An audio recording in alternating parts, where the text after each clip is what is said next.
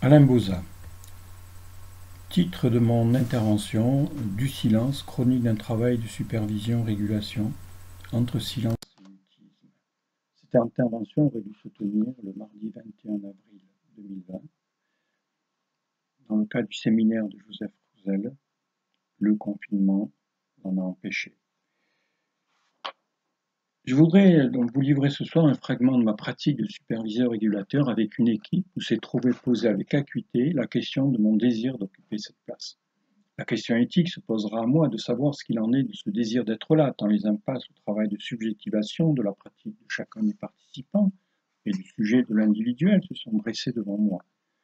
C'est que chemin faisant surgira peu à peu sur fond du réel institutionnel, un autre réel, celui du silence dans lequel se tient des participants, silence que je tente de symptomatiser. Mais le silence de ce participant met aussi en exergue la position du superviseur, interroge sa pratique du silence et de la parole, son désir de se tenir à cette place, dans cette position, du latin ponere, la place, bref sa praxis en tant que superviseur. Le silence de ce participant aura aussi un autre écho, celui d'évoquer mon expérience professionnelle de cette place d'analysant dans l'instance d'analyse de la pratique que j'ai pratiquée pendant plusieurs années avec l'équipe de l'ancien CHRS Henri Vallon entre 1978 et 2004. Et de l'usage que j'ai fait du silence et de la parole, ce qui m'amènera dans mon analyse personnelle à m'interroger sur mon rapport symptomatique à la parole, selon l'expression de Laurent Dupont, dans le quarto numéro 120. Je vous invite donc à une chronique qui raconte les aléas d'un voyage, les tours et les détours et surtout les impasses devant lesquelles je me suis trouvé, les questions qu'elles ont suscitées ainsi que les tentatives d'emprunter des chemins de traverse. Sur ce chemin, je ferai 3 haltes, une chronique en 3 actes en quelque sorte, ou un triptyque du silence. Premier acte, le silence comme acte. Dès la première séance, et après que j'ai réexplicité l'objet du dispositif de ce travail, le silence tombe, un silence inaugural. Mais ce silence se prolonge. J'invite à raconter comme ça vient, sans souci d'oublier, sans faire le tri. Alors un participant rompt le silence. Si personne ne parle, dit-il, que se passe-t-il en me regardant? Question qui me fait éprouver dans le vif la solitude de ma place dans cette instance et qui me plonge dans un silence méditatif, mais voilà qu'un autre participant rompt le silence et demande: est-ce que l'on peut parler d'un problème institutionnel? Et avant que j'aie eu le temps de lui répondre, il précise: c'est au sujet de l'absentéisme des jeunes qui sont accueillis dans cette institution en journée. C'est donc par ce détour que s'inaugure la rencontre avec cette équipe avec laquelle je suis, et après plusieurs années, jusqu'à ce jour embarqué. Ce thème alimentera les échanges entre les participants durant les séances de cette première séquence. Dans l'après-coup, je comprends que j'ai adopté la position, comme le dit Isabelle Pignollet-Defresne, dans la posture du superviseur, d'accueillir la parole comme effet du transfert, point barre. Au fil des séances, les échanges sur ce thème de l'absentéisme des jeunes vont m'apparaître, tant ils cristallisent différents aspects de la vie de l'institution, comme ayant une fonction de symptôme institutionnel ou, comme le dit René Loureau, psychosociologue, d'analyseur. Ce thème nourrira les échanges entre les uns et les autres, tant il y a à dire. Chacun des participants y prendra sa part. Sauf un, Grégoire, se tient dans le silence, il ne pipe mot. Sur ce signifiant absentéisme croisent les questions de la praxis de l'accompagnement des sujets accueillis, qui arrivent en retard ou bien manquent à l'appel, ainsi que leur famille et celle des enjeux de pouvoir. Le discours éducatif énoncé lors de ces échanges est factuel, pris dans les agirs du quotidien et interprété immédiatement dans un discours ordinaire, un discours courant, comme le dit Lacan, et parfois même moralisateur. Ce discours fait silence, par contre, sur le champ de la demande qui se déploie dans la relation éducative et sur son au-delà, soit les effets transférentiels et contre-transférentiels avec les jeunes accompagnés ainsi que les familles. Les paroles échangées autour des pratiques révèlent les effets de l'inconscient à travers des passages à l'acte, et des manifestations d'agressivité et d'amour, ainsi que des liaisons institutionnelles. Rejetée hors du symbolique, la question du sexuel fait donc retour dans les agirs du quotidien et dans la relation entre collègues. Car de l'absentéisme des jeunes, les échanges glisseront sur l'absentéisme de membres de l'équipe et sur des questions institutionnelles. Un projet institutionnel, disent les uns et les autres, a été récemment imposé par la direction en référence aux préconisations du discours du maître moderne et sans interroger le précédent projet ni sans y impliquer l'équipe. Ainsi, les participants se peignent aussi du cloisonnement entre les ateliers, entre membres de l'équipe aux statuts et aux fonctions différents, ainsi que d'une hiérarchie de subordination à plusieurs étages surplombante et, disent-ils, bureaucratique. Il existe bien une réunion institutionnelle, mais plusieurs disent « on gère le quotidien, on en restera des paquerettes, et il n'y a pas de reprise d'une réunion à l'autre. On a moins de liberté qu'avant, et on n'arrive pas à se projeter dans les mois qui viennent. » Fin de citation. L'un d'eux, que j'appelle Benjamin, me proposera même de participer à ces réunions institutionnelles afin, dit-il, de sécuriser la parole. Les échanges sur ce thème sont très nourris et l'instance d'APE est dès la première séance investie par la plupart des participants comme un moment durant lequel se parle une question qui fait consensus, et il y a chacun a quelque chose à raconter de ses absences ou ses retards, et soit cela heurte son idée de ce qu'est l'insertion, soit plus rarement fait énigme. Les tentatives pour que cette question soit attrapée par le bout d'une situation clinique resteront sans effet.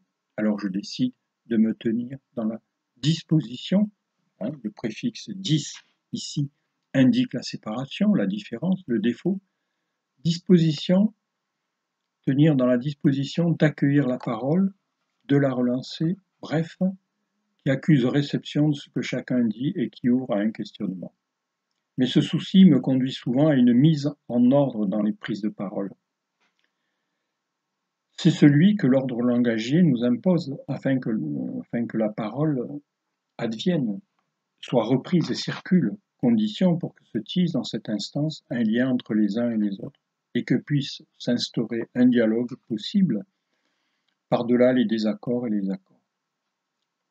Chacun et chacune des participants y apporte sa part, donc, sauf l'un d'entre eux, Grégoire.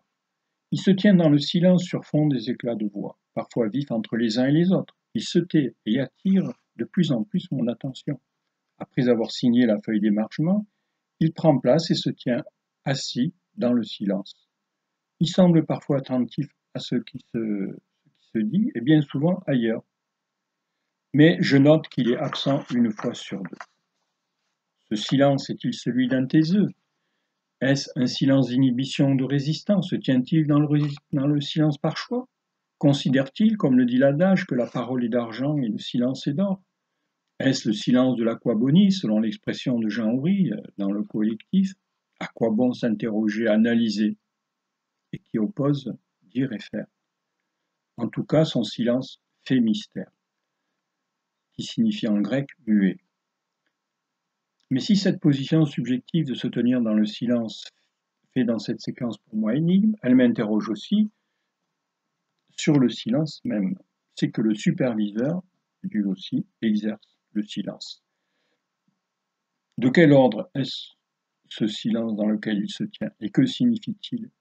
En tout cas, ce silence, comme le rappelle Joseph Roussel, citant Merleau-Ponty, lors des 9e rencontres de Valverde à Marseille en mai 2019, est ce monde bruissant de paroles. Le petit Robert, lui, dans son édition 2020, définit ainsi le signifiant silence. Fait de ne pas se faire entendre. De ne pas se faire entendre. Mais qu'y a-t-il à entendre et de qui?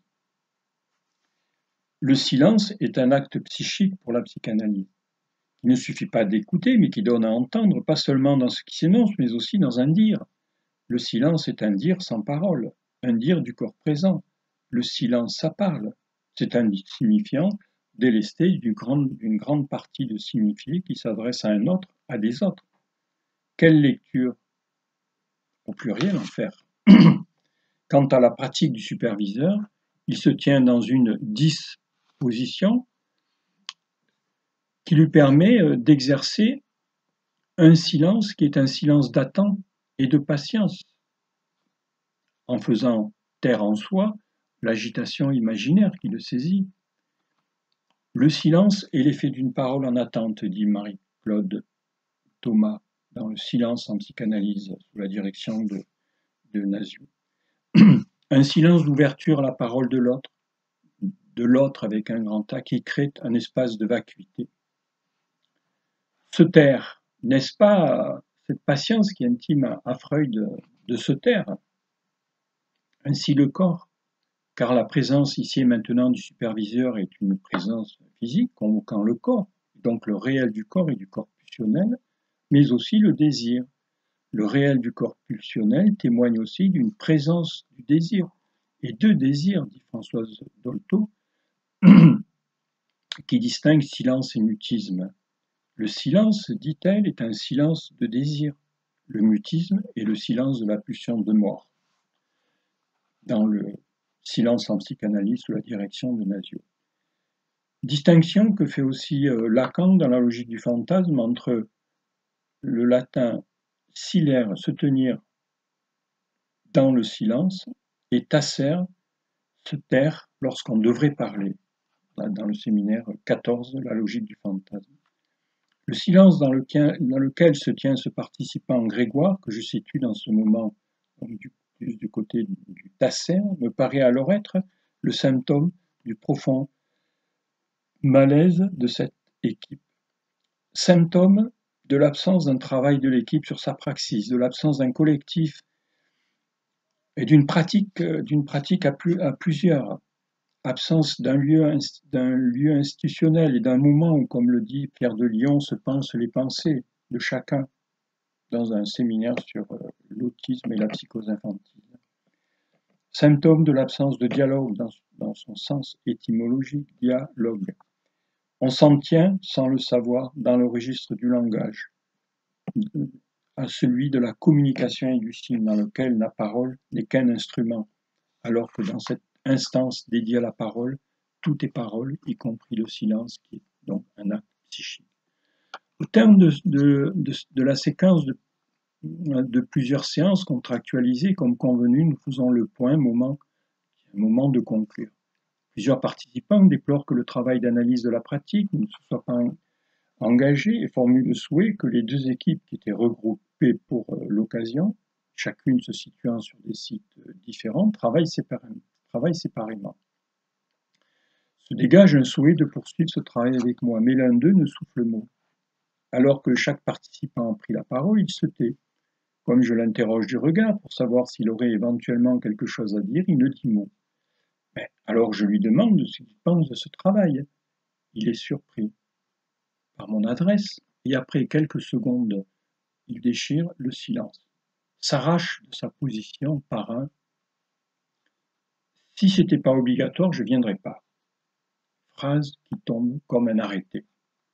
Son silence est celui d'un taiseux qui n'en pense pas moins, mais bien plus un silence d'opposition volontaire et résolue, d'opposition à la direction qui met en position de commandement, car la présence est en effet posée comme une obligation par la direction. Ne pouvant s'y soustraire, il arrête une position, celle de se taire, de se tenir dans le mutisme dans cette instance dédiée à la parole. Il décrète que sa présence ne sera que corps présent après avoir signé la feuille d'émargement, comme s'il signait un arrêt de mort du sujet parlant. Je note qu'il ne délivre le sens de sa position subjective que lorsque je l'invite à en dire quelque chose. Mais cet arrêté qu'il prend, à qui s'adresse-t-il? À la direction qui le lui ordonne? Aux membres de l'équipe présents dont quelques-uns sont demandeurs? Et au superviseur qui est là?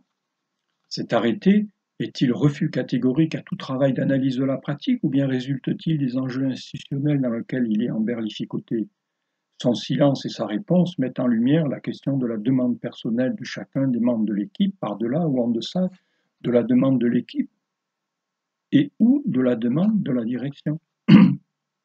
La position mutique que Grégoire arrête dans cette instance signe comme une demande de mort, comme le dit Jacques Lacan, Dans le séminaire Les formations de l'inconscient, son silence est celui de la pulsion de mort qui se transfère dans cette instance. Le silence, se tenir dans la position de se taire, est un acte psychique que, avec Lacan, nous situerons sur le deuxième étage du graphe du désir, à droite, là où il inscrit la formule de la pulsion qu'il écrit S barré poinçon de grand D dans le séminaire La logique du fantasme. Au champ de la demande de l'autre, il adopte, Grégoire, la position de se taire. Il se terre et s'enterre. Puis avec la directrice, lors du bilan, elle dit comprendre, après mon retour de ces séances, pourquoi il y a maintenant, dans la réunion institutionnelle, plus de débats sur la question de l'absentéisme. Elle trouve que, selon son terme, que je m'adapte là où en sont les équipes. Chaque équipe n'a pas le même niveau, dit-elle. Les équipes ont envie de reprendre, mais elles préfèrent par site. Elle entérine leur souhait de fonctionner en deux instances séparées sur leurs sites respectifs A et B. C'est aussi mon avis. Puis la chef de service présente glisse sur Grégoire. Il pose, dit-elle, des jours de congé, le jour où il y a la séance d'analyse de la pratique.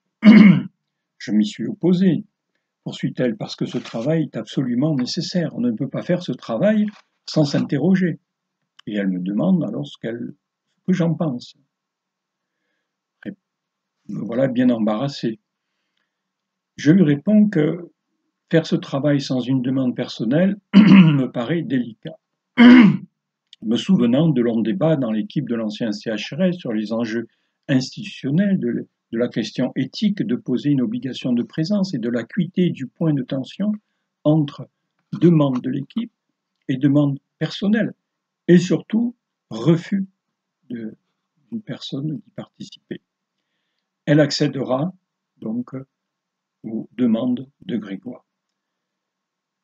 Le silence de Grégoire est-il symptôme du silence de l'équipe et de l'institutionnel pour penser sa pratique sans laquelle une telle instance n'a aucun sens? Bref, est-il symptôme du discours du maître moderne, hyper-moderne, qui a la haine de la parole, selon le titre, l'expression de Claude Allione et le titre de son ouvrage, et qui évacue le sujet?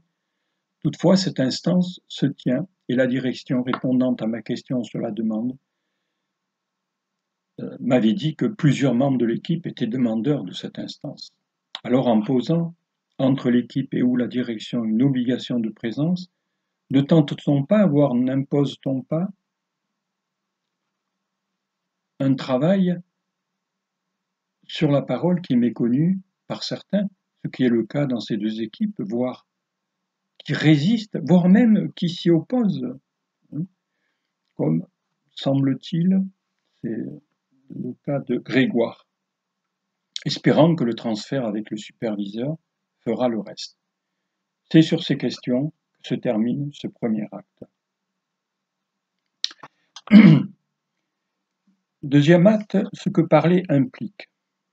Comme convenu, le travail de supervision se poursuit avec chacune des deux équipes, sur des sites différents. Si avec l'une de ces deux équipes, celle sur le site B, un travail de supervision pourra s'engager, par contre avec l'autre, aucun travail de supervision ne sera possible.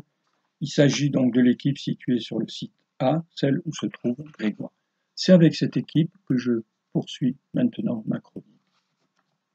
Et dans ce groupe plus restreint, son silence deviendra de plus en plus bruyant au fil des séances, de plus en plus pesant, étouffant.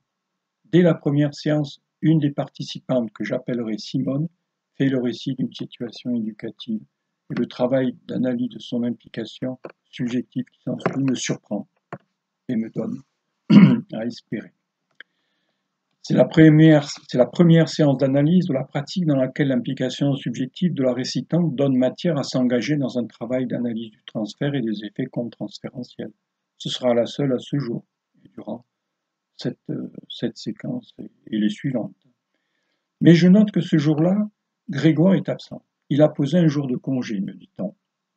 Lors de la séance suivante, après le silence inaugural, une des participantes se demande pourquoi, lorsqu'elle vient en analyse de la pratique, elle n'arrive pas à parler alors qu'elle a des choses à dire. quand l'un dit qu'il souhaiterait que toute l'équipe de ce site, donc le site A, participe à ce travail. J'interroge alors ce mot « toute » et plusieurs formulent et argumentent leur souhait que la chef de service soit présente. J'ouvre la possibilité d'en parler. Transfert à tous les étages, dit Joseph Roussel. La force du transfert d'amour à l'endroit de la chef de service pour plusieurs participants s'y révélera. Mais l'un d'eux, Grégoire, se tient dans le silence. Je le regarde par moments. Il semble parfois présent à ce qui se dit, jette un œil sur l'un ou l'autre, ou bien regarde le sol devant lui, ou bien le plafond. Quelques jours après, la chef de service me téléphone pour modifier la date d'une des prochaines séances. Puis elle rajoute: en réunion, on a parlé de ma participation à l'analyse de la pratique et ils ont dit que vous avez dit, si tout le monde est d'accord, je peux venir.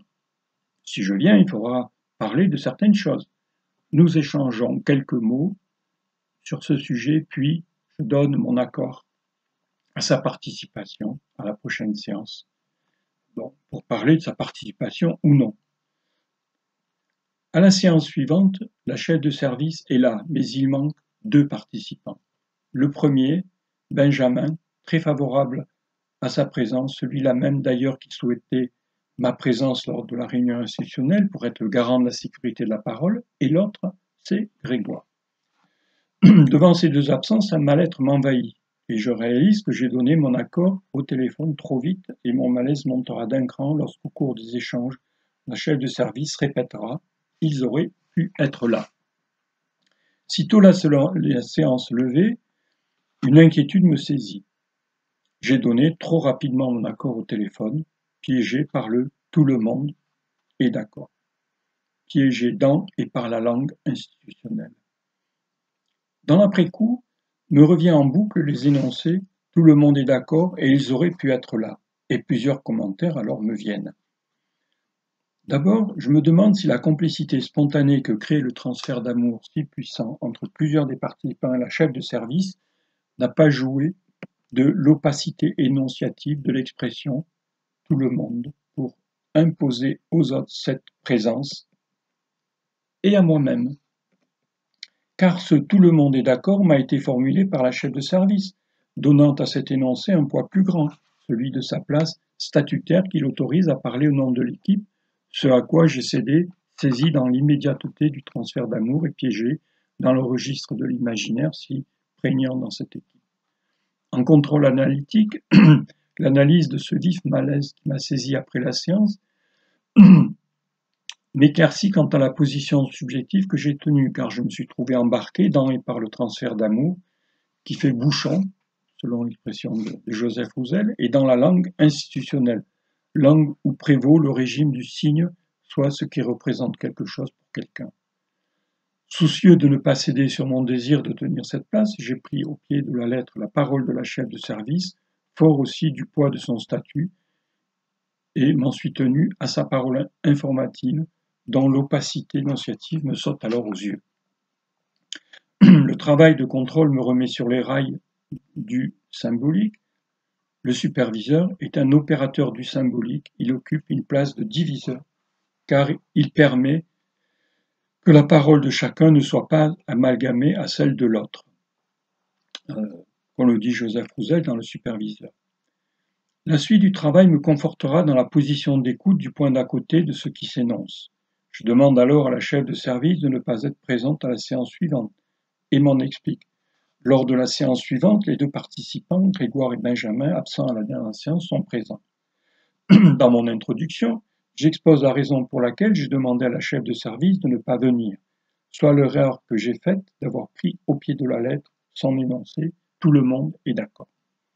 Formule qui pour moi et de ma place n'a aucun sens car ce qui dans cette instance m'importe, c'est la parole de chacun. Et je demande à ce que chacun se prononce, et notamment aux 2 participants absents à la précédente séance. Silence, long silence et pesant. Je m'étais préparé à un silence, et il le fut. Je romps alors le silence, et j'interroge. Que se passe-t-il? Silence, pesant. Je propose alors que soit parlé un des points évoqués lors de la séance précédente, celui de l'évaluation de l'équipe par la chef de service. Deux participants, Simone et Benjamin, me répondent aussitôt « ça ne pose pas de problème ». J'insiste et demande comment se passe alors pour chacun l'évaluation avec la chef de service. Les deux mêmes répondent « ça n'est pas le problème ». Alors j'interroge du regard les participants et demande « alors quel est le problème ?» Silence. Long, nouveau silence. Alors je reprends les paroles tenues par la chef de service sur l'évaluation. Propos que je restitue mot à mot. Ces mots suscitent alors la colère de Simone et Benjamin, qui me répondent de concert « Non, elle n'a pas dit ça. C'est pas possible, elle n'a pas dit ça. J'ai pas entendu ça. Elle n'a pas pu nous faire ça, ajoute-t-il. Puis, après un long temps de silence, l'un des deux dit « La chef de service m'a dit qu'elle avait de sérieux doutes quant à sa participation à l'analyse de la pratique à cause de l'évaluation. » Simone, qui s'était mise en colère, est surprise. Un autre participant dit « J'ai vécu les deux situations dans le foyer où je travaillais avant et la présence de la chef de service peut changer les choses. On ne pourra pas dire certaines choses. J'invite alors chacun à dire vraiment ce qu'il pense. Et je rappelle la règle de confidentialité. » Silence. Puis Grégoire, qui s'était tu jusque-là, dit « J'ai vécu les deux expériences et ça s'est mal terminé. » Je l'interroge. « Pourriez-vous nous en dire un peu plus ?» Silence. Puis Simone s'adresse à moi. « Vous avez dit, on décide, à vous de décider. » Je reviens sur mon erreur, ma double erreur, que je qualifie de ratage, et qui est d'avoir pris au pied de la lettre et l'énoncé tout le monde, et de lui avoir donné à la chef de service, au téléphone, trop rapidement mon accord. Car l'énoncé tout le monde est d'accord n'a aucun sens pour moi. Et je rappelle que si une seule ne l'est pas, la chef de service ne peut participer à la supervision. Et je rajoute également que je n'ai pas dit à vous de décider, puisqu'en dernier ressort, c'est moi qui décide. Les colères retombent. Et s'échangent alors entre les participants les modalités d'un autre dispositif qui pourrait permettre à la chef de service de participer, et notamment celui de la régulation. Durant ces échanges, je me tiens dans une position d'écoute, dans le silence. Puis les échanges s'épuisent et le silence retombe sur l'instance. Je m'adresse alors à Grégoire, qui s'était replongé, lui, dans le silence. « Qu'en pensez-vous » Alors, il me répond « Je ne suis pas d'accord » et redit son expérience ratée. Alors Simone se tourne vers lui et lui dit stupéfaite « Ah bon, tu n'es pas d'accord? J'avais cru comprendre à la réunion que tu l'étais. Tu n'as rien dit. » Et il lui réitère « Non, je ne suis pas d'accord. » Alors Simone s'adresse à moi. « Je comprends maintenant votre position. » Un des participants, Benjamin, répète son souhait que tout le monde soit là pour parler, et il réitère la demande que je sois présent aussi aux réunions institutionnelles pour sécuriser la parole. Et les échanges se poursuivent sur les différents dispositifs, analyse de la pratique, régulation, analyse institutionnelle, auxquels cette fois je participe pour en expliciter les différences, les renvoyant donc en conclusion à leur instance institutionnelle quant à une décision à prendre. Je conclus la séance en posant que je ne peux donc accéder aux souhaits de ceux qui souhaitent la participation de la chef de service à l'instance d'analyse de la pratique, puisqu'un des participants ne le souhaite pas et un autre est très hésitant. Alors que je salue chacun avant de partir, Grégoire me dit « Je ne suis pas d'accord avec la chef de service qu'elle participe. Elle veut être partout. » Et il rajoute « Ça fait plusieurs années que je travaille ici. J'ai fait une demande pour être chef de service et elle ne voit pas ça d'un bon œil. » L'instance d'APE, d'analyse de la pratique, n'échappe donc pas au croisement des enjeux transférentiels d'amour et de haine et des enjeux de pouvoir, ce qui a pour effet de ligoter la circulation de la parole, enjeu croisé que Félix Guattari avait tenté d'articuler avec la notion de transversalité. Dans tout travail de supervision, dit Jean-Pierre Lebrun, vient toujours un moment problématique, celui où l'équipe choisit de consentir à la reconnaissance de la césure du fait que, lorsque l'un parle, l'autre écoute. Et il précise L'équipe peut s'y refuser et continuer à s'emberlificoter, à s'engluer dans le magma affectif de l'institutionnel.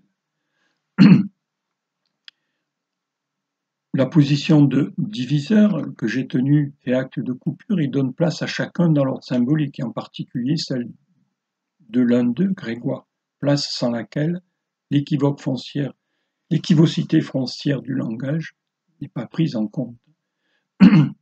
Dans le travail de contrôle, mon erreur m'apparaît comme étant un ratage réussi, conclut mon analyse. Dans le champ de la demande où je me situe dans cette instance, et plus particulièrement avec Grégoire, comment entendre son silence? Ne faut-il pas entendre son message, son silence ou sa forme inversée? Je ne l'oblige pas à parler, je l'invite. Mais il répétera au terme de cette tranche de travail qu'il n'est présent que par obligation. Et lorsque je l'interroge, il rajoute cette fois « Je n'ai pas confiance ». En qui? Il n'en dit rien. Le moment de conclure, au terme de quelques séances, cette nouvelle séquence est venue. Pour la directrice, le bilan avec l'équipe située sur l'autre site, le site B, est positif, mais celui de l'équipe située sur le site A est plus mitigé. En effet, les retours sont très divers. Certains participants sont en colère et m'est rapporté le propos de l'un d'eux. Ça sert à rien, l'institution dépense des sous pour rien, quand d'autres sont plus positifs. Et puis la directrice dit qu'elle a du mal à concevoir que la chef de service puisse participer à l'analyse de la pratique. Et se tournant vers elle, elle lui dit « Ils viennent tout le temps te voir, ils montent à ton bureau plusieurs fois par jour. » La chef de service reste impassible, mais elle poursuit. « Il y a une dépendance de plusieurs par rapport à toi. » Après mon exposé de travail avec l'équipe A et le compte-rendu de la dernière séance, la chef de service est surprise car, me dit-elle, je n'ai pas du tout entendu les mêmes choses que vous. Et elle se demande qui croire. Puis les deux échangent au sujet de Grégoire. La chef de service dit à son sujet « On s'oppose souvent, il ne veut pas participer à l'APE. » Et elle rajoute « Quand il parle à la réunion institutionnelle, on comprend mal ce qu'il veut dire, mais il parle très peu. » La directrice dit être en souci avec l'équipe A. Elle dit « C'est pas facile avec eux. » Et elle me demande donc si je souhaite dans ces conditions poursuivre. Je lui réponds que je suis d'accord pour poursuivre. Quelques mois plus tard, la chef de service m'informe que l'équipe est d'accord pour la reprise du travail d'analyse de la pratique et elle me livre un commentaire sur l'état de l'équipe. Il y a des problèmes de communication, il y a beaucoup de malentendus, d'incompréhension, de propos déformés et, rajoute-t-elle, de mensonges. Les séances alors reprennent sous l'égide d'un nouveau directeur qui souhaite me rencontrer. Lors de cette rencontre, et alors que je lui expose le travail des dernières séances et de la question de la présence de la chef de service, il répond immédiatement et sur un ton tranché. Pas de chef de service en analyse de la pratique. Je ferai une circulaire pour dire que l'APE est obligatoire et pas de chef de service. Alors j'explicite le sens de ma démarche. Les problèmes de communication au sein de l'équipe m'amènent à envisager que la présence de la chef de service pour me permettre de les aborder, ce qui supposerait un autre dispositif, non plus celui d'une analyse de la pratique, mais d'une régulation d'équipe. Puis il revient sur son premier propos. Je pose les choses d'une manière tranchée. Je suis mathématicien de formation et j'ai tendance à appliquer le règlement, c'est comme ça. Mais il s'interroge sur la difficulté dont je lui fais part, de l'équipe éducative de rentrer dans le travail d'analyse de la pratique. Alors, dit-il, qu'ils se connaissent bien et qu'ils sont dans la même équipe. Il semble entendre mon argument. Exemple à l'appui, que des problèmes de communication existent et donc en particulier qu'il y a beaucoup de malentendus, d'incompréhensions, de sous-entendus, etc. qui sont au demeurant le lot, il précise que c'est le lot de toutes les équipes et plus particulièrement de celle-ci. Le travail reprend. Au cours des séances suivantes, je note que Grégoire est absent une fois sur deux. Je note un changement notable dans l'atmosphère de travail. Dans son absence, les échanges sont plus nourris. Présent, il se tient dans le silence, excluant des échanges qui se poursuivent. Mais il s'épuise vite, et les silences, tel un trou qui s'agrandit dans le tissu symbolique de l'institution, sont plus fréquents et plus longs. Et peu à peu, en son absence, il est parlé de lui.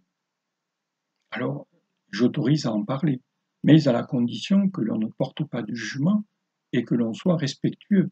Et je rappelle à la règle de confidentialité. Pardon. Cette position que je prends se réfère à mon expérience de la vie institutionnelle, aux rumeurs, aux ressentiments, aux mensonges, qui courent, voire galopent à certains moments, à la noise, dit Jean-Henri dans le collectif, reprenant ce terme à Michel Serres. Il y a toujours de la noise, c'est le bruit de fond, dit-il. Une ambiance clanique, alors, domine dans la vie de l'équipe de l'ancien CHRL, la clivant en deux groupes, dans la rivalité imaginaire qui prévaut, alors chacun cherche un responsable, un bouc émissaire. Un climat d'imaginarisation s'installe. Ce climat, donc, je l'ai vécu à plusieurs moments. Et il envahissait l'instance d'analyse de la pratique. Et de très longs silences. Un silence, comme le dit l'adage de cimetière, tombait alors sur l'instance. Et le transfert à l'endroit du superviseur de basculer de l'amour à la haine. Et plusieurs superviseurs défilèrent. Pourtant, à plusieurs reprises, il m'avait semblé qu'à pouvoir parler d'un collègue absent, celui qui me semblait un moment remplir la fonction de bouc émissaire, ce qui n'était pas autorisé, donc, aurait pu se parler et ainsi amorcer un dépassement de la fonction de bouc émissaire qu'il jouait. Et plusieurs, donc, s'interrogent pour savoir comment sortir de cette impasse. Et Simone, présente dans l'équipe depuis plusieurs années, remet en perspective historique la demande institutionnelle de l'instance d'analyse de la pratique. Et elle nomme les collègues alors présents, désireux,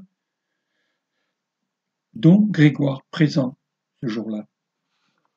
Mais Grégoire ne dit rien. Elle conclut qu'un travail de régulation serait nécessaire. Plusieurs participants acquiescent, sauf Grégoire, il reste impassible. Alors, j'interroge les participants sur leur demande, la demande de chacun. Analyse de la pratique, régulation, silence. Alors j'interroge du regard Grégoire et il répond après un long temps de silence, je ne suis pas d'accord, dit-il. J'insiste pour qu'il en formule les raisons. Alors il dit, j'ai pas confiance. Silence. Je l'interroge, pouvez-vous nous en dire un peu plus? Et là il répond, j'ai pas confiance dans l'équipe de direction. Je l'interroge à nouveau, que se passe-t-il? Est-ce que vous pouvez nous en dire un peu plus? Après un long temps de silence, il dit « On me barre la route depuis des années à mon projet de promotion. » Puis, après quelques secondes de silence, il poursuit « Et quand je dis quelque chose, ça se retourne contre moi. Et quand je dis non, je passe pour celui qui bloque. » Sur ces mots, il retombe dans le silence, dans le mutisme, et il s'y tiendra jusqu'à la fin de la séance. Mais il n'avait jamais autant parlé de lui et de sa position subjective dans l'équipe. Il est barré, tant dans son projet de promotion qu'en tant que partenaire dans le travail, en tant que sujet. Les échanges alors se poursuivent sur un autre thème. Grégoire se tait. Il n'a plus rien à dire d'autre que ce qu'il est parvenu à dire. Tout a-t-il été dit? Et son dire n'a reçu que le silence de chacun de ses collègues. Que signifie ce silence? Ces silences. Toutefois, durant les échanges qui ont suivi son intervention entre ses collègues, je note que dans son silence, ce moment-là, il était autrement présent.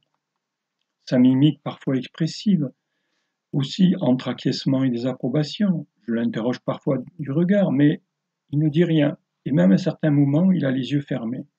Le corps pulsionnel parle entre expressivité vivante et impassibilité, en écho à ce qui se dit.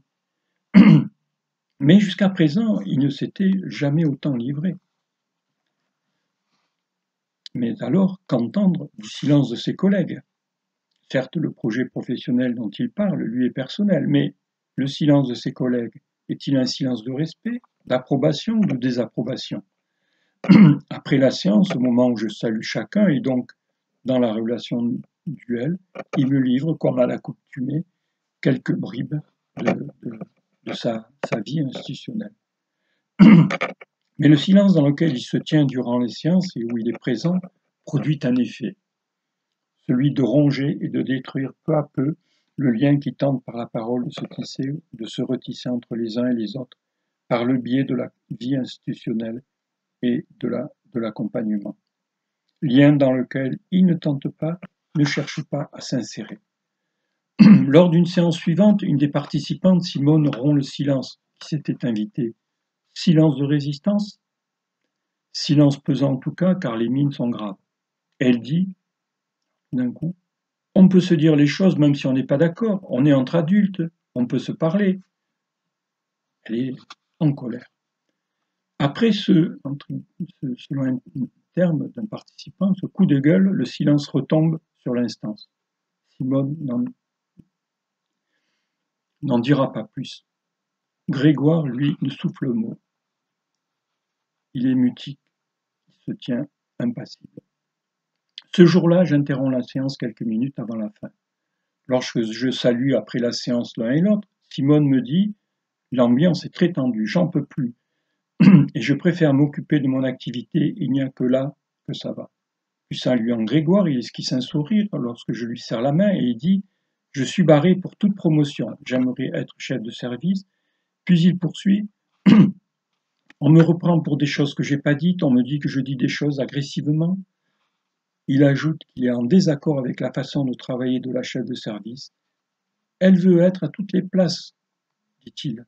Je lui demande si c'est surtout avec elle que ça coince, et il me répond oui. Après cette séance, plusieurs commentaires me viennent. Le premier, j'ai ramé comme jamais dans cette séance et j'ai navigué à vue, tentant de relancer plusieurs fois des échanges qui s'étiolaient rapidement. Des échanges prétextes, au sens de ce qui précède, voire masque, ce qui ne peut se dire et qui pourtant affleure. Et je m'interroge, qu'est-ce que je fous là? Pourquoi je continue devant ce qui m'apparaît être une impasse infranchissable incarnée par le silence de Grégoire qui fait symptôme du profond malaise de l'équipe? Jusqu'à présent, je n'ai pas cédé sur mon désir d'occuper cette place dans cette équipe. Le silence de Grégoire me paraît symptomatique du morcellement de l'équipe. Est-ce en réponse au silence de ses collègues après ses propos qui s'obstinent à se taire? Il y a un impossible à lire. Aussi, l'étiolement rapide des échanges et les commentaires d'après-séance me font penser que le terrain du collectif est vraiment déserté. Chacun se replie sur son métier en réduisant au minimum les liens avec les autres, se faisant l'instrument de sa fiche de poste. J'ai connu dans mon expérience institutionnelle ces périodes de crise majeure, comme je le disais tout à l'heure, moments de clivage, de rivalité imaginaire, ambiance paranoïaque. La parole ne circule plus alors.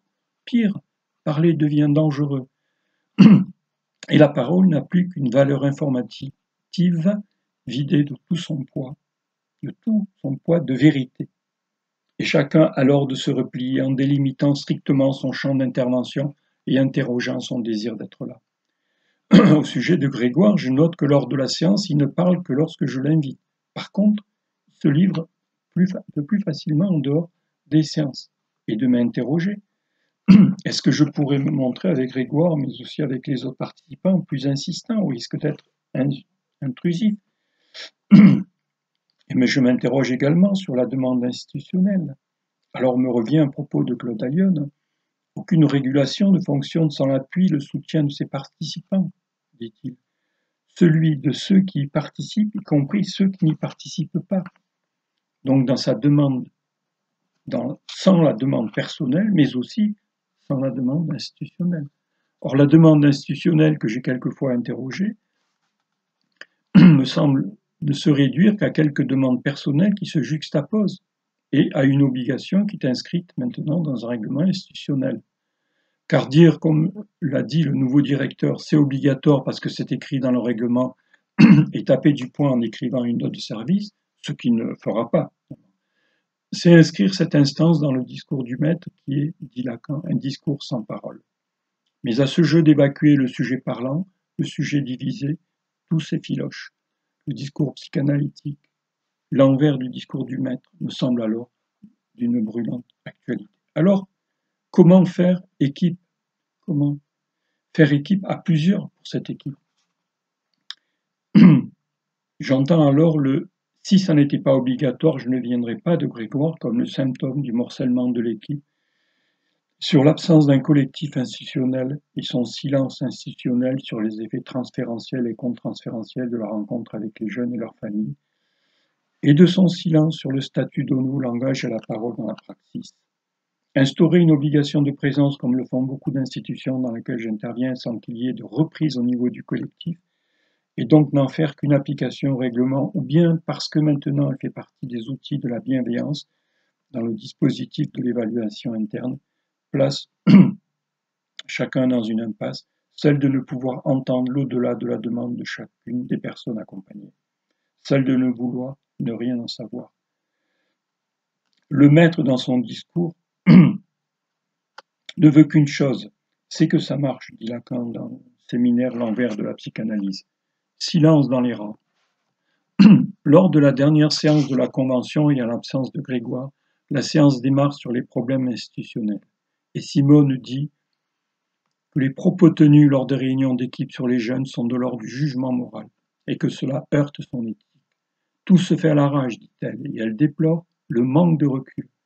J'apprends qu'elle a fait circuler une pétition afin de demander à la direction que soit rétabli un temps de réunion qui a été supprimé. Grégoire est absent ce jour-là et voilà que plusieurs parlent de lui. Grégoire veut occuper le poste de la chef de service, dit l'un. Une éducatrice rapporte ses propos. Méfie-toi d'elle, donc de la chef de service, lui dit-il. Et elle rajoute, dès que je parle à la chef de service, il interprète et ça me fatigue, c'est pas constructif. Cette même éducatrice raconte que la chef de service confie à Grégoire une information lui disant de ne pas en parler. Et lui, il lui en révèle le contenu. Je me sens instrumentalisé, conclut-elle. Et de rajouter aussitôt, ce n'est pas lui la cause de tous les problèmes institutionnels. Et les échanges se poursuivent sur le constat que l'instance n'a quasiment pas travaillé en analyse de la pratique et l'idée de poursuivre en régulation est révoquée. Et j'en explicite ce que pour moi ce mot régulation signifie. La règle dont il s'agit dans l'orientation psychanalytique est de l'ordre symbolique. C'est l'ordre symbolique qui nous la donne et qui sert de boussole dans le traitement de la jouissance. Le régulateur, dit Claude Allione, ne peut se définir que comme celui qui aide à la mise en mots, qui centre l'action de chacun reliée à celle de tous les autres, pour en éclairer la part inconsciente. Nouveau moment de conclure la séquence de séance et de rencontrer le directeur et en présence des chefs de service des équipes A et B. Mais ce jour-là, le directeur est en retard et les deux chefs de service parlent entre elles de Grégoire. Elle le qualifie de manipulateur. La chef de service de l'équipe dans laquelle se trouve Grégoire dit « C'est impossible de travailler avec lui, il détourne tout ce que je lui dis, voire il ment. » J'apprends aussi que la direction générale l'a déplacé sur ce service car dans un des foyers de cet organisme, il a frappé un éducateur. La direction lui a proposé alors de travailler en freelance, mais il a refusé. Et elles poursuivent. Dans le quotidien, il tient des propos violents avec les jeunes et ces entretiens se transforment en interrogatoire. Enfin, le directeur est là. Lorsque j'argumente mon idée d'instance de régulation en invoquant les difficultés de communication entre membres de l'équipe, il met alors de suite un nom sur ces difficultés. Il nomme Grégoire, ce que la chef de service confirme. Et là, il donne son accord. Puis les trois poursuivent sur Grégoire en ma présence. Je songe alors à quitter la réunion, mais voilà que le directeur relate l'épisode où il a été violent et son renvoi de ce foyer. On se donne 3-4 séances de régulation car ni la chef de service ni le directeur ne semblent croire en un possible changement. Quelques jours plus tard, la chef de service m'appelle pour me confirmer qu'ils sont d'accord pour ce qui est posé comme une ultime tentative. Que j'entends aussi pour moi-même tentative ultime, pour moi-même aussi, qui se tient à cette place, ou plutôt que le désir tient à cette place.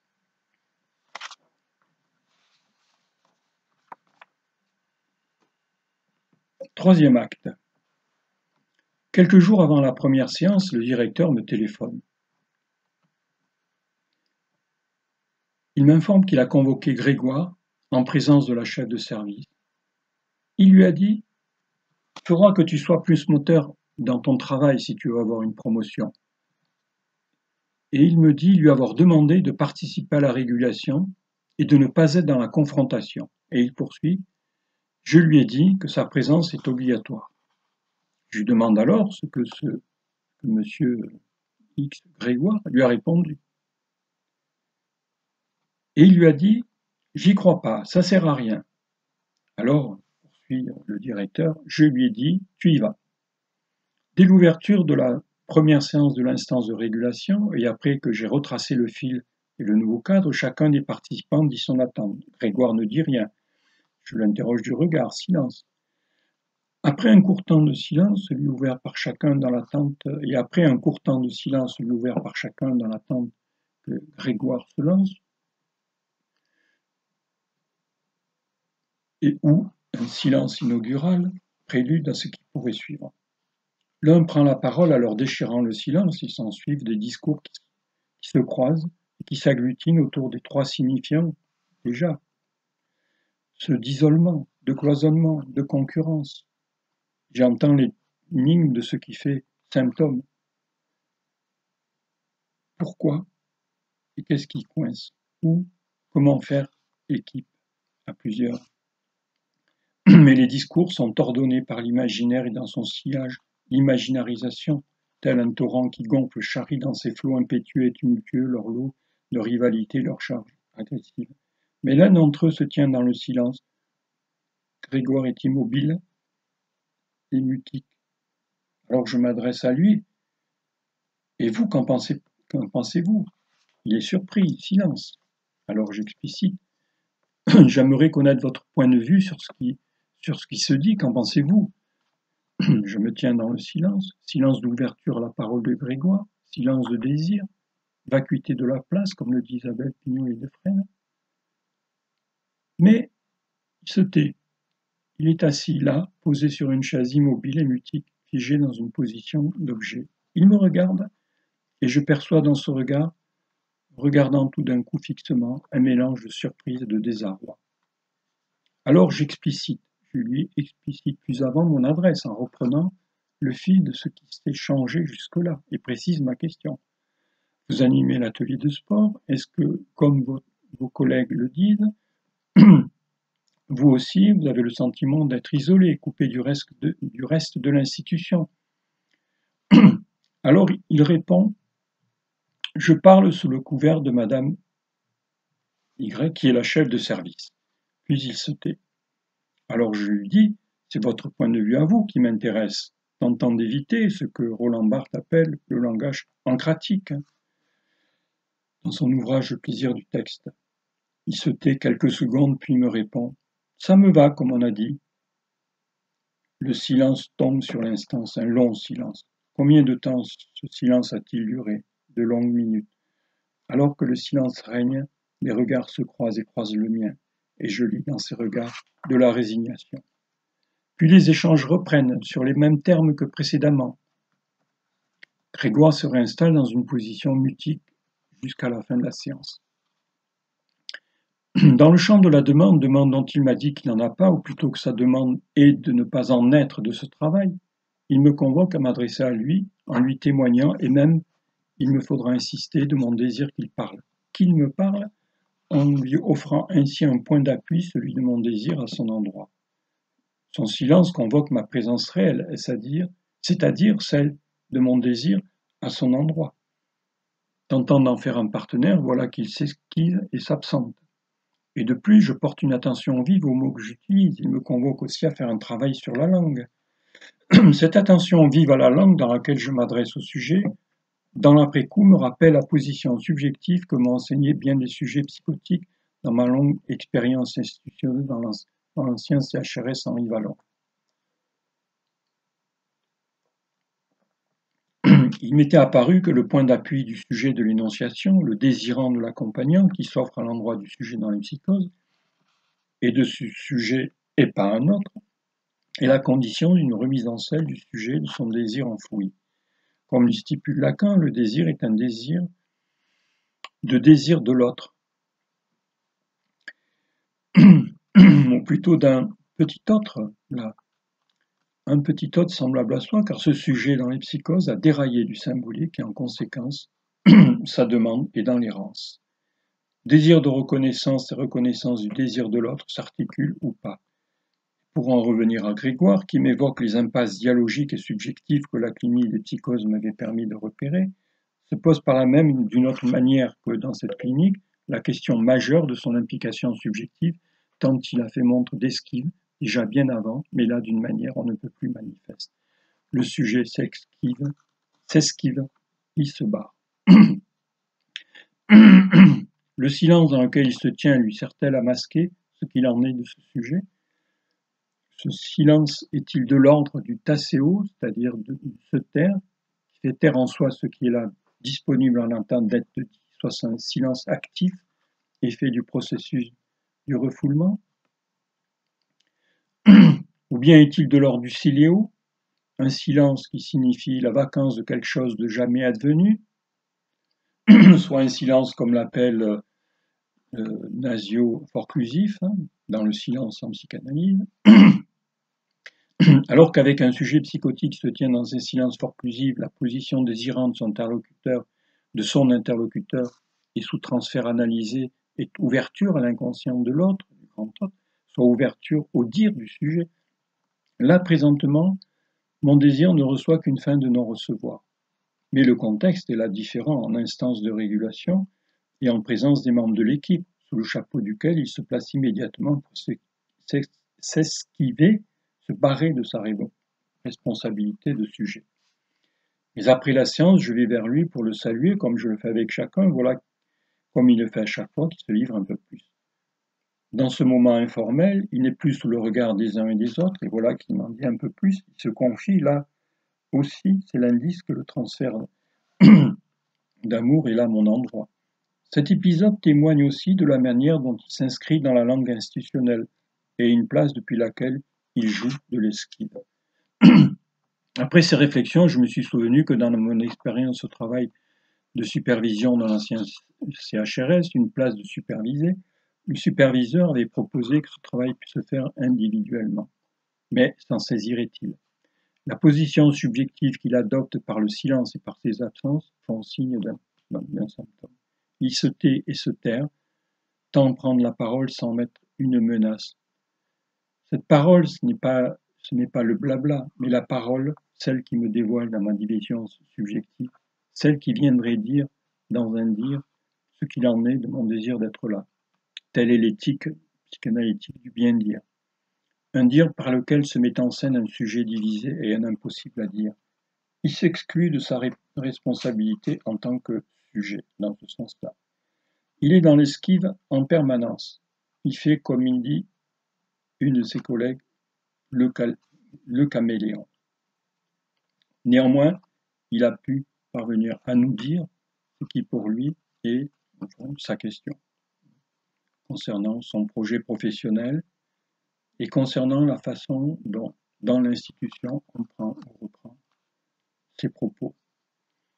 Après cette première séance, j'hésite à poursuivre ce travail en y mettant fin. Mais je décide de tenter la deuxième séance. Tous les membres de l'équipe sont présents. Silence inaugural. Puis en guise d'introduction, je reprends le fil de la séance précédente. Mais devant un long silence pesant, je propose de mettre à la conversation un point évoqué par la chef de service. Elle a évoqué la précédente séance. Il y a toujours des points du quotidien qui, nous avait-elle dit, sont à éclaircir malgré les éclaircissements qu'elle y apporte. Bon, il y a toujours un trou dans le savoir institutionnel qui ne se résorbe pas. Mais les échanges s'épuisent assez rapidement. Par ce biais, par ce prétexte, je me proposais d'ouvrir la possibilité que puisse se parler ce qui fait silence entre les membres de l'équipe, et dont le silence de Grégoire fait symptôme. Alors le silence tombe sur l'instance, un silence de mort, un silence de cimetière, pour prendre l'expression. Et ce silence me saisit à mon tour.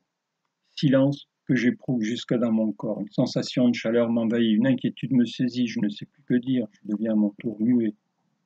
Un silence de mort est tombé sur l'instance et sur moi. Après un long silence durant lequel j'éprouve aussi, dans son acuité, la solitude de ma place et de ma fonction, et alors que je cherche en vain mes mots pour relancer les dires, voilà qu'une éducatrice, Simone, déchire le silence. Quel est le sens de cette instance, dit-elle sur le ton de la colère. Je ne sens pas que tout le monde est impliqué. C'était déjà le cas dans les analyses de la pratique. Le surgissement d'outre-tombe de cette parole soudaine et inattendue produit en moi une bouffée d'oxygène. Cette parole s'adresse à Grégoire, elle le regarde. Alors il lui répond, il n'y aura plus rien, il n'y aura rien de plus dans cette instance. Alors je m'adresse à lui, pourquoi dites-vous qu'il n'y aura rien de plus? Et il me répond sèchement, j'ai fini de parler. Simone rajoute alors que ce qu'elle a dit s'adresse à toute l'équipe et dit sentir qu'il y a des craintes à parler et qu'il y a aussi des enjeux de pouvoir. J'ouvre la possibilité là d'en parler, mais rien ne vient. Se confirme dans cette instance que Simone est en position, comme le dit Claude Lyon, de point focal d'unité dans cette équipe. Puis la chef de service prend la parole pour inviter à jouer le jeu de dire ce qui coince. Sinon, comment pourrions-nous, dit-elle, travailler en équipe? On ne peut pas travailler seul avec le jeune, on a une responsabilité, on est financé pour ça, dit-elle. Alors Grégoire me regarde et dit, léger sourire sur les lèvres, « Vous nous coûtez des sous, monsieur Boza. » C'est la deuxième fois qu'il me le dit. Alors je lui demande si dans cette affirmation, il n'interroge pas la demande d'une instance d'analyse de la pratique, puis maintenant régulation. Il ne répond pas. Son silence me parle, l'analyse de la pratique, la régulation. Bref, parler en ce lieu comme probablement tout autre, ça ne sert à rien et ça n'est que perte d'argent et de temps. Seule la pratique compte. Les arguments qui sont ceux du maître moderne sont ceux aussi du maître moderne qui a, comme je le disais, et comme le dit Claude Lyon, la haine de la parole. Une des participantes, Simone, s'engage alors sur l'insuffisance du travail d'élaboration en équipe.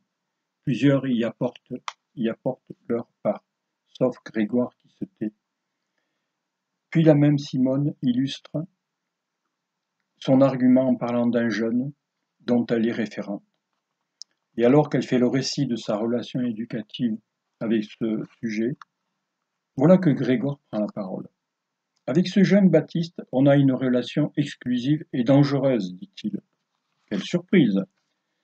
Et s'ensuivent des échanges entre Simone, qui est référente de ce jeune, et Grégoire, qu'il voit, lui, dans son atelier de sport. Les deux travaillent en binôme autour de ce jeune.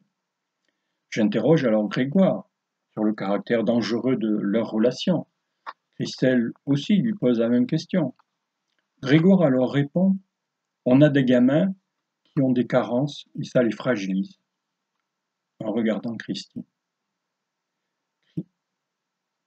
Simone, pardon. Mais il poursuit, Baptiste s'investit d'une manière, c'est trop. Mais c'est pas dangereux ça, lui répond-elle. Il répond, c'est compliqué. Le problème, c'est que le gamin, on peut l'amener où on veut. Et Simone de lui répondre, mais c'est pas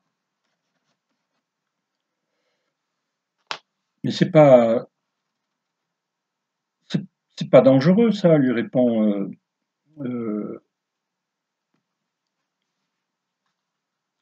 c'est pas dangereux ça, c'est ce qui fait que le gamin vient. Après, ça dépend de ta posture et de comment tu en parles en réunion. Et je vois pas pourquoi c'est dangereux. Grégoire lui répond, il faut diluer la relation pour avoir un lien raisonnable.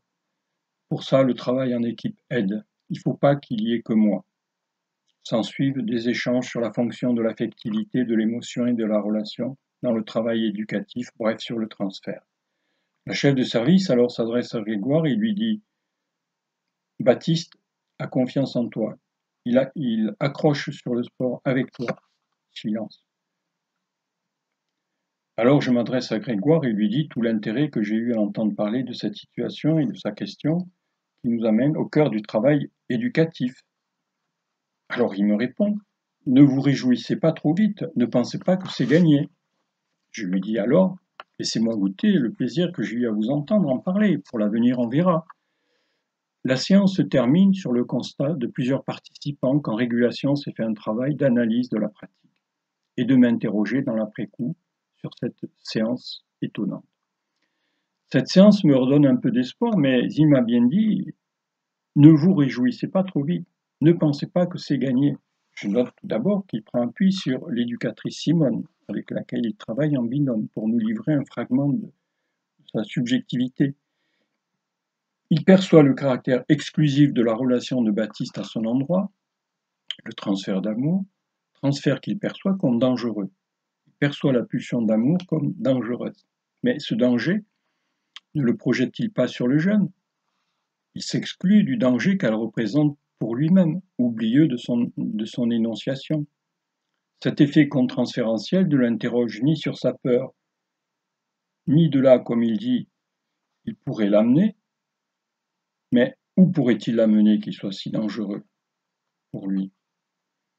De ce transfert d'amour et de cet effet contre-transférentiel, il ne veut rien savoir. Ne rien savoir de ce coin où il s'agit de la vérité, dit Freud, que Lacan reprend dans le séminaire L'Envers. Le sujet ne se présente pas comme étant divisé, il s'exclut de sa responsabilité en tant que sujet de l'inconscient. Sa collègue le reprend et lui signifie combien l'implication subjective et le transfert d'amour est une composante essentielle de ce travail, et la raison de l'instance d'APE. Mais il ne l'entend pas, il n'a simplement rien à dire. Car ce danger, il ne s'agit pas pour lui de l'analyser, mais de le diluer, comme il dit, qui semble s'opérer par la simple présence des membres de l'équipe.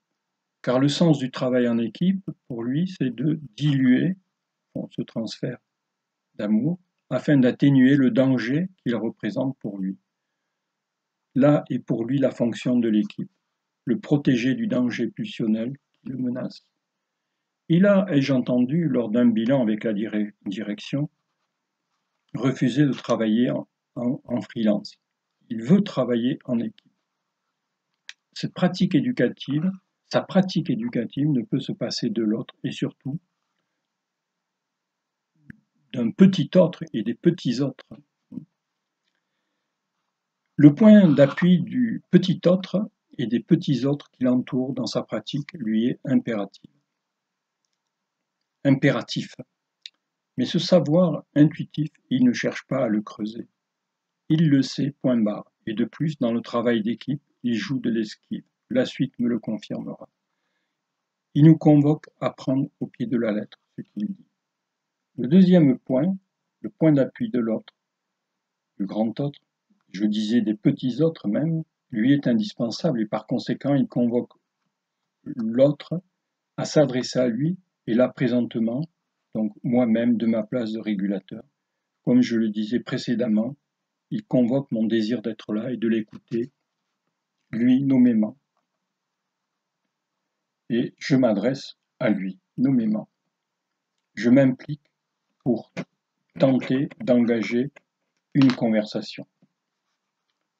Le troisième point, c'est sa position subjective en regard du langage. Il me signifie en clôturant notre échange que c'est bien lui qui aura le dernier mot, se met en position d'être maître du langage.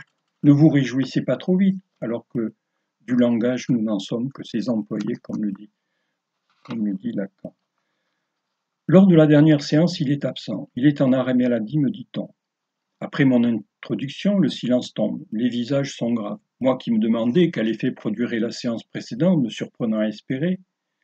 Les échanges s'engagent alors sur le point de la circulation de l'information dans l'équipe, si problématique, mais la vivacité et la crudité de certains propos m'obligent à remplir la fonction d'opérateur du symbolique en instaurant un ordre dans les prises de parole et en reprenant le caractère par trop projectif de certains propos. Puis les échanges glissent sur l'absent Grégoire.